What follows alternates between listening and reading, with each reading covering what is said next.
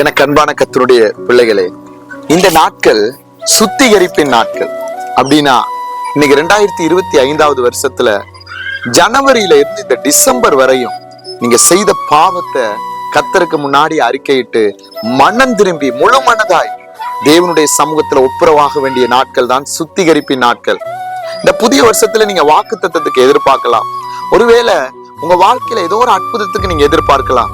ஆனா நீங்க ஏசப்பாவோட இருந்தா தானே ஏசப்பா புதிய வருஷத்துல செய்வாரு. இந்த வருஷம் முழுவதும் நாம் அவர் கூட இல்லையே.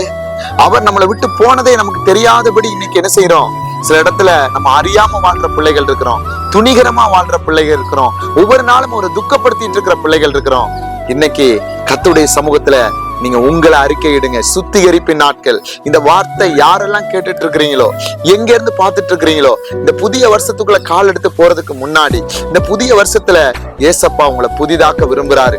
ஏன்னா அவரே சில டைம்ல நம்மளை கடினப்படுத்திடுவாரு, அவரே சில டைம்ல நம்மளை வழி தப்பி போக பண்ணிடுவாரு, அவரே சில டைம்ல சத்துருவா இருப்பாரு. ஏன்னா வசனம் சொல்லுதுமா, வார்த்தை சொல்லுது.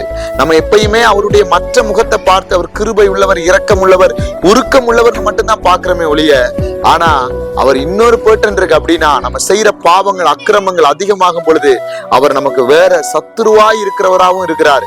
அப்ப அந்த சத்துருவாய் அவர் நமக்கு விரோதமா எழும்பும் பொழுது நம்முடைய வாழ்க்கையில அற்புதங்களை பார்க்க முடியாது, அதிசயங்களை பார்க்க முடியாது.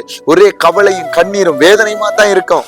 அதான் ஏசாயாக்கு எழுதின தீர்க்கதரிசன புஸ்தகம் 63:10 சொல்லுது, அவர்களோ கலகம் பண்ணி அவருடைய பரிசுத்த ஆவியை விசனப்படுத்தினார்கள், அதனால் அவர்களுக்கு சத்துருவாய் மாறி அவரே அவர்களுக்கு விரோதமாய் யுத்தம் பண்ணினார். யாருன்னா இஸ்ரவேல் ஜனங்களை குறித்து சொல்றாரு அன்னைக்கு வனாந்திரத்துல.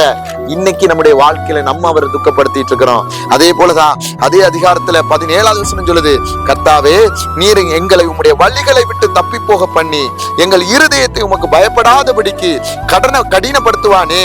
உம்முடைய ஊழியக்காரன் நிமித்தமும் உம்முடைய சுதந்திரமான கோத்திரங்களின் நிமித்தமும் திருப்பி அருளும். அவர் சொல்ல பாருங்க, அப்படியே அறிக்கையிடுறாங்க, ஜெபத்தோட சொல்றாங்க, நீங்க ஏன் எங்களை கடினமா எங்க இருதயத்தை என்ன செய்வீங்க பண்றீங்க? அது போல ஏன் எங்களுடைய வழியை நீங்க தப்பி போக பண்றீங்க? நீங்க எங்களுக்கு இல்லாம ஒண்ணுமே செய்ய முடியாதுப்பா. இந்த வருஷத்துல ஒருவேளை நாங்க மிஸ் பண்ணிருக்கலாம், ஒருவேளை நாங்க உங்க விட்டு தூரமா போயிருக்கலாம், ஒருவேளை உங்களை விட்டு நான் துணிகரமா வாழ்ந்திருக்கலாம். இந்தப்பா இன்னும் சில நாட்கள் மாத்திரம் தான் இருக்கு. என்னுடைய பிள்ளையாய் சேர்த்து அப்பா என்னை பரிசுத்தப்படுத்தி என்னுடைய பாவத்தை மன்னித்து புதிய பிள்ளையாய் இந்த புதிய வருஷத்துக்குள்ள என்னை கொண்டு போங்கன்னு யாரெல்லாம் இந்த காலை வேளையில இந்த வார்த்தைகளை கேட்கிற ஒவ்வொரு பிள்ளைகளும் நீங்க அவருக்கு முன்னாடி ஒப்பு கொடுக்குறீங்களோ, கர்த்தர் உங்களை கொண்டு பெரிய காரியத்தை செய்ய அவர் வல்லமை உள்ளவராய் இருக்கிறாரு. அவர் ஒருபோதும் உங்களை மறக்காதவர், ஒருபோதும் உங்களை விட்டு கொடுக்காதவர். திரும்பவும் வாங்க, ஊழியம் பாருங்க பின்னாடி, உங்க வாழ்க்கையில எல்லா தேவைகளும் பின்னாடி. முதல் நமக்கு கர்த்தர் முன்னாடி இருந்தா தான் பின்னாடி இருக்கிற எல்லாத்தையும் கர்த்தர்